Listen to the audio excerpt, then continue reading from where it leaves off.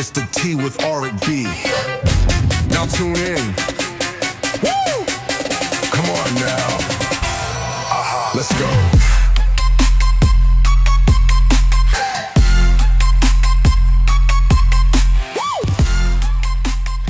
Well, hello, you beautiful people. Welcome into the Tea with Auric B. Oh, I know. You saw the title and you're like, wait, what the hell is today's episode? I know, right? Well, welcome to Clit Happens. You all are not prepared for today. When I talk, and I tell this story like on a personal level, some people have heard it and they die every time. And I still die every time because it's one of the funniest moments that's ever happened in my life, but it's also most embarrassing. But when I reflect back on it, I also realized like, hey, you know what? There's some lessons to be learned with this. So, and I learned some really good things. I learned that I would actually make a very great straight man. Yeah. So yeah, let's just dive in where I'm going to tell you how I learned a cool little life lesson by accidentally making a woman squirt. I told you, strap in, buttercup, because today is going to be hilarious. Yeah. So your boy here was a brand new nurse. This is back when I was a nurse. I officially am not working as a nurse anymore. And I was so adamant about you can't fuck up. You got to do everything right. And you got it like, oh, here you go. And plus, whenever you get on a new unit, you want to kind of show them that you're, like, even though you're new, like you know what you're talking about, you know what you're doing, and you're a go-getter, right? Okay. So I was starting my career off as a nurse. I was on a multi-specialty type ICU. And it was brand new floor, so it was beautiful. Which sometimes we got some VIP people, all right? Well, I had been a nurse, I think, for just a month, all righty? And I remember we had a patient come in, be admitted, and I think they were a TBI, traumatic brain injury. And it was a female in, I think, like late 60s, I think it was. And I was like, all right, cool. And they come in and I was like, okay, so I was new. So I had never really taken care of a TBI before. And the charge nurse is in there and like everybody's working as a team to get them admitted. And admits can be very hectic, especially if something's really wrong or if they're a trauma. It can be very hectic, like everything, shit's hitting the fan, blah, blah, blah, all this stuff. So I remember the charge nurse being like, she needs a Foley. And I was like, oh, I've never done one besides on a mannequin when I was in nursing school. I want to learn. Even though I kind of get repulsed. I love you females. I really, really do. But let me tell you what a gay man thinks a vagina looks like, okay? Actually, I'm going to show you. I'm going to go grab my phone real quick, okay? And I know you can still hear me. And I'm going to show you. All right?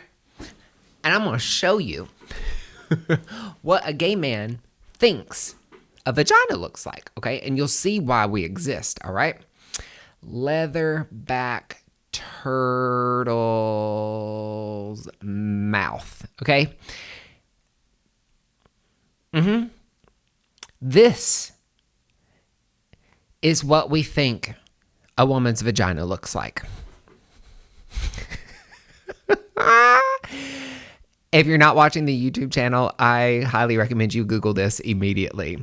It's fucking terrifying, isn't it? Well, every gay man on this planet thinks it looks like this. Oh my God. Like, fuck off, Barbara. No, ma'am.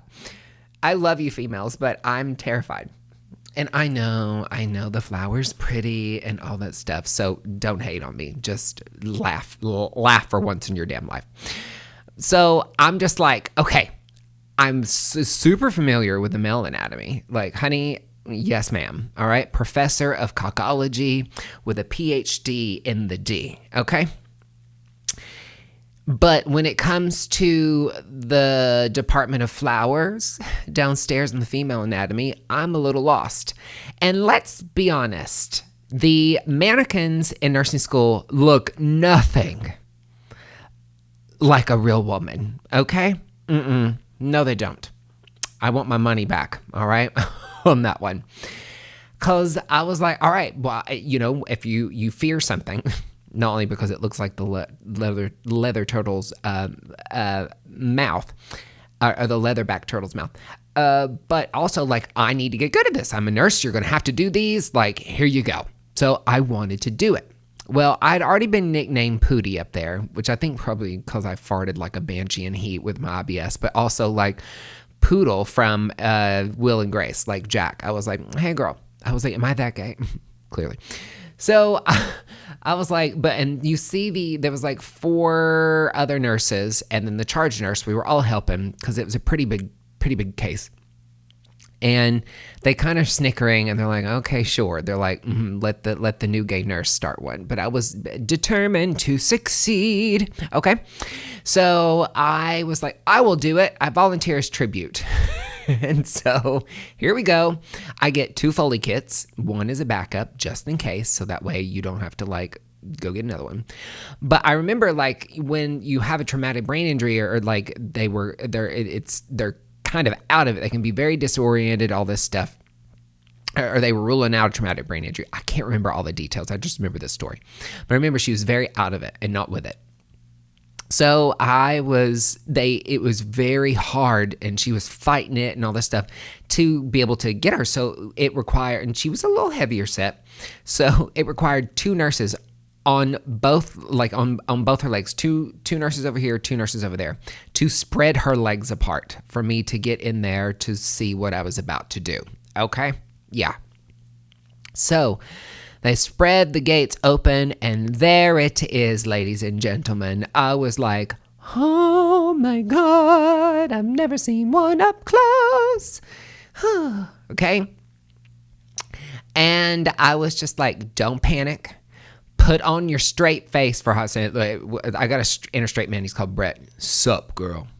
It's like, Brett's here to start your Foley. So I'm like, get your shit together.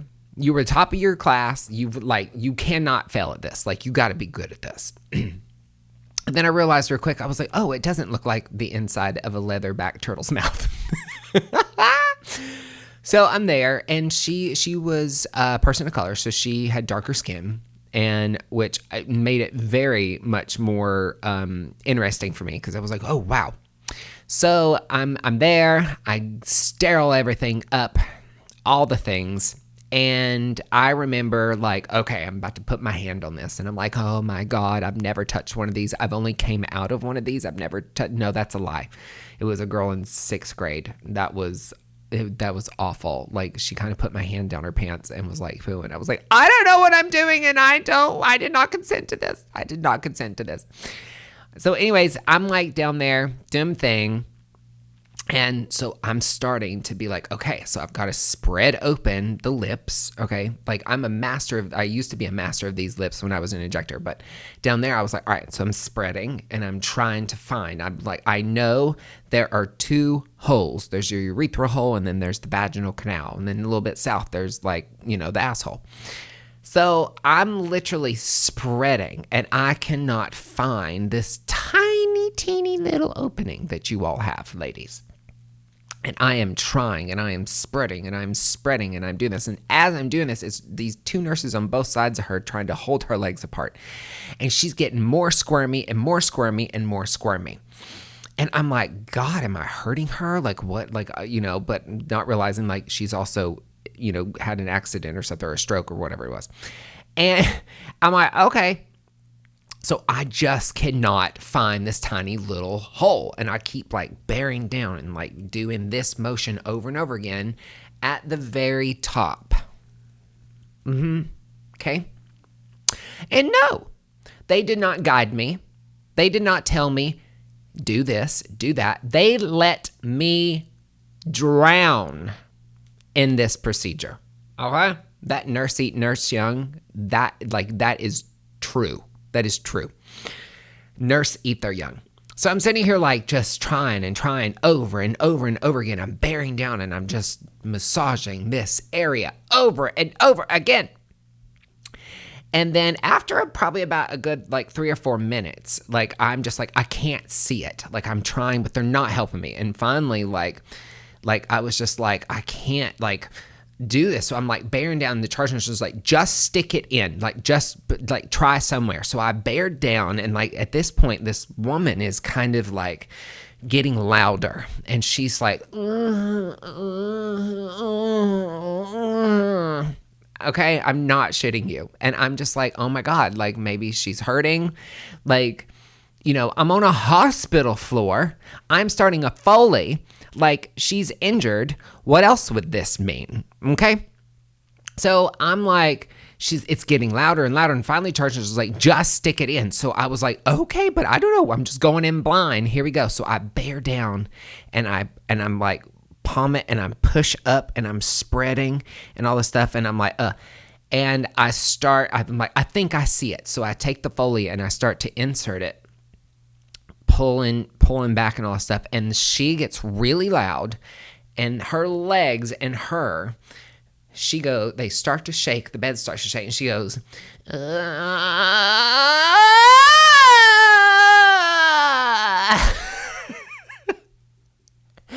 I'm like, is a fucking exorcist happening? Like, what in God's creation is going on, people? And I see the nurses looking pure shock, but then I'm like, I think I've got it. But then this is happening at the same time, and I'm like, everything's rattling, and I'm like, what is happening? God bless it, keep still. And then all of a sudden, she just, and then I was like, oh, I think I got it. Nope. And the tip of the Foley catheter pops right back out, and I literally say, that was her vagina. But I was not prepared, ladies and gentlemen, for what was to come next. She relaxed finally, but as that was happening and the tip come out, suddenly this fluid comes out of her. This milky something just kind of squirted out. And I was like, oh, fuck, what have I done? Like, what have I done? My face of pure terror, I look down and I'm like, I look up at the charge nurse and I was like, I didn't do that. Did I? And I asked her, did I break her? I literally asked if I broke her. I was panicked. And I was like, what is this fluid? Like, oh my God, did I like perf her bladder with this cord? Like, what is going on? And clearly not understanding you're in the vagina. Auric, like, hello. And I'm like, what is happening? And so I see the other nurses, they literally lay her legs down and leave. And they are laughing out in the hallway. And I'm like, what is happening? God, I was like, but I am in my pure panic thinking I broke a patient. Like I've harmed her. Like what is this substance that she just squirted out of her vaginal area? Like what is this? I'm like, oh my God. And the charge nurse is like, Pootie, just there it is, stick it in. And she had the second Foley ready to go. Yay, nurse, for grabbing my second kit. And I look down and I'm like, it's like, staring right at me. I see her urethral opening. And I'm like, yes. Oh my God. So I stick it in, get that in there. And then all of a sudden I see a flash of yellow. And I'm like, oh my God, winner. I hit her bladder. This is great. So I inflate the balloon, do whatever I got to do, get the Foley strap, all those good things. But in the middle of this, I can't celebrate because I'm fucking losing my mind thinking I've hurt her or that I caused an infection of some sort. Like I can be the smartest person in the room, but I can also like as a gay man, when it comes to that, have no fucking clue. Like, no. Like me having sex with a girl, I'd be like, Siri, I need a roadmap. What the fuck is this? So I go out and I get everything in and I am in tears at this point. I'm kind of crying because I think I've done something wrong. And I'm just like, but I've done everything that they told me in nursing school. I did it exactly like I did on the mannequin. What happened? The mannequin didn't squirt fluids at me. What is that? And I literally asked the charge nurse, I was like, did I break her? I was like, I was like, I didn't cause that. What is that? As she goes, This is where I found out, ladies. She goes, well, you made her come because you were basically stimulating her clitoris for about 5 minutes trying to put in a Foley catheter. I tell you, I had the look of pure shock on my face. I was like, shooketh, number one, that I didn't know, had no idea. This is how gay I am. I had no idea that girls can do that. I had no idea that girls could come and that fluids could come out and all these things. I had no idea. So I was in pure, I was shooketh. I was like, oh my God. Like, and my face was in pure panic. She was like, you did nothing wrong. You did a good job. Just next time, watch where your hands are at. So as I'm trying to spread, I didn't realize that my palm and the rest of my hand was stimulating that little happy button living in a hoodie. Yeah. So and that's why everybody was laughing, because they were like, oh my God. Like, and I was like, well, my only response was, well, she probably hasn't felt that since the 50s. Like, good old humor to come in and just, So, ladies and gentlemen, I accidentally made a woman squirt. My first attempt at putting in a Foley catheter. Just being a nurse for 1 month. Yeah, it was a grand old time. It was a great time. I would be a really good straight man because, honey, a straight man will rub your inner thigh for like 5 minutes and be like, did you come? Like, have you seen the meme where like it's like straight men and they like pretending they're holding the moon like in a faraway camera, or like how like people are pretending to like do up against the Leaning Tower of Pisa and holding it up. Well, there's a meme floating around of a man trying to hold the moon in between his thumb and forefinger, but the moon is way over here. And it was just like typical men not knowing where the clitoris is. And I died. And I was like, well, your boy here, it would make a great straight man. Like, he knows exactly where it's at, evidently. And yeah, and not knowing any, like, other than the fact, like, okay, like, I know it's like at the apex, and now I clearly know where it's at because I used to do the lady shot, which is PRP injected into your clitoris to help you with its orgasm, your orgasm shot, and to also help with whenever ladies after birth that pee on themselves, they can't hold urinary incontinence. There's a fix for that out there, okay? So I was like, now I know all the anatomy because now I would inject the clitoris. But like, and that was hilarious. Me like doing that, I was like, oh God. I said, last time I've been down here, I made a girl come. I'm like, oh my God. Luckily, I learned that procedure on my friend. But I remember being down there and being like, oh my God. And it was absolutely mind blowing because I was just like, I got to really look at it because you're not really down there like on a critical care floor, ICU, like really being like, let me study anatomy. No. So there I'm able to study anatomy, and I'm like, oh my fucking God. It literally looks like a little toe bean, like a little tiny little button that has a hoodie on it. I was like, it literally is like this, and it has to like be taken out of its hood. I was like, oh my God, there it is. Like, and I was like, you have a cute little happy button, your little toe bean. And so I'll make a great straight man now. Now I understand the anatomy. It does not mean I still want to do that. And it's still in my head that it still looks like a leatherback turtle's mouth, but that's fine. That's just nightmares. Anyways, I digress. But what did I learn from this? What I learned is, on top of that, I would make a great straight man, is the fact that sometimes we get so caught up in doing things right and got to do it right, got to be by the book, got to do this. I'm so focused. I got to do that. No, it's got to be this way, got to be this way, got to be this way, that we lose all else in the making of that. We don't realize sometimes like we're trying to do it this way when we sometimes don't understand like what we're actually doing, and how sometimes that can like fuck up things. Like it's like, to me, it's like IKEA furniture, honey. Lord Jesus, you need a PhD in putting that shit together. But sometimes you order this IKEA furniture and you didn't pay for somebody to help you set it up. But what happens is you get in there and you're like, okay, I can do this. I'm focused. I'm here, and here we go. And I'm reading those directions. Yes. And then you get almost to the end and you realize you put like the left cabinet or the left drawer together upside down. because you're so focused on like getting it right that you don't realize that you're fucking up. And I learned in that moment, I've learned that like that story makes me resonate, and sometimes just stop trying to do it fucking right and being so controlling of it.